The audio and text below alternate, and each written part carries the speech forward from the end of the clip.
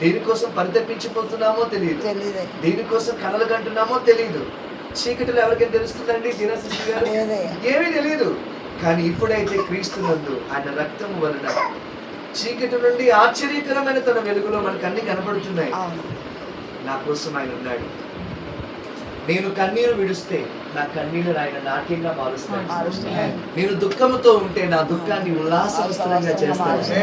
నేను బూడిదలో కూర్చుంటే, శూన్యములో కూర్చుంటే నాకు స్వయముగా వచ్చి పూదండను ధరింపజేస్తాడు ఆయన. నిందతో ఉంటే రెట్టింపు ఘనతనిస్తాడు. నేను కన్నీళ్లు, నా ముఖం మీద కన్నీరు కారుతా ఉంటే నా కన్నీటి బాష్ప బిందువును తన హస్తముతో, తన హస్తముతో, తన నీతి అను దక్షిణ హస్తముతో, తన దయా దాక్షిణ్యము కలిగిన హస్తముతో, తన కరుణా కటాక్షము కలిగిన హస్తముతో ఆయనే తన బాహు చేత నా కన్నీళ్లను తుడుస్తాడు. ఒకని తల్లి వారిని ఆదరించినట్లు నన్ను ఆదరించుట కొరకే నా కోసం ఆయన ఉన్నాడు. ముదిమి వచ్చు వరకు నన్ను ఎత్తుకునేవాడు ఆయన నాకున్నాడు.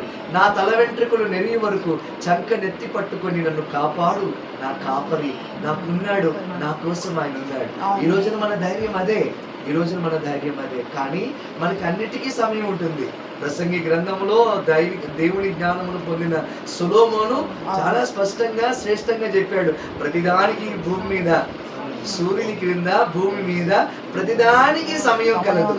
పుట్టుటకు సమయం కలదు, గిట్టుటకు సమయం కలదు, నవ్వుటకు సమయం కలదు, ఏడ్చుటకు సమయం కలదు.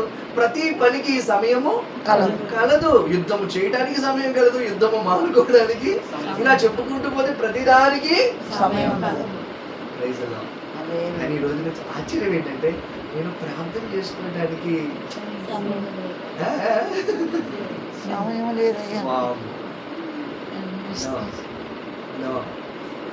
నా కొరకు నిలబడిన ఆయనతో మాట్లాడడానికి నాకు సమయం లేకపోతే, పుట్టుక నా నిర్ణయంలో లేదు. ఒక అణువులో నుండి ఈ రూపం వచ్చింది. ఎక్కడి నుండి? అణువులో నుండి, శూన్యములో నుండి ఈ రూపం వచ్చింది. నేను నా లైఫ్ని నేను డిజైన్ చేసుకోలేదు, కానీ ఆయన డిజైన్ చేసేది. నేను అడ్డు వెళ్తుంది. ఇప్పుడు పిల్లోళ్ళు అటు ఇటు వెళ్తా ఉంటారు. ఇప్పుడు పిల్లోళ్ళు అడుగుతారండి, డాడీ మమ్మీ నన్ను సరైన స్థానంలో కూర్చోబెట్టరు అడుగుతారండి. వీడు పడితే అటు పోతారు. కానీ సంరక్షించే బాధ్యత ఎవరిది? తల్లి తండ్రిది. అలాగే మనం ఆయన ప్రేమ నెరుగక ఇటు పడితే అటు పోయాం. కానీ బాధ్యత ఆయన తీసుకుని ఇదే త్రోవ, ఇందులో నడువుడి అని తన ప్రేమను మనకు వెల్లడిపరచగా ఈ రోజున మనము ఆయన ఎదుట ఉన్నాం. సో ఇంకా మనం ఆయన ప్రేమను అర్థం చేసుకోవాలి. ఇందాక పెద్దలు చెప్పారు అడగండి అని.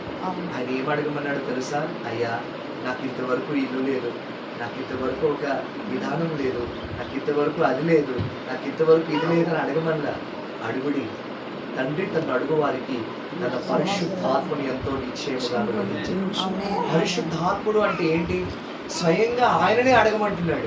ప్రభా నువ్వు నాతో ఉండిపో అని అడగండి. ఏమడుగుతారు? నాతో ఉండిపో అని అడగండి. ఆమేన్.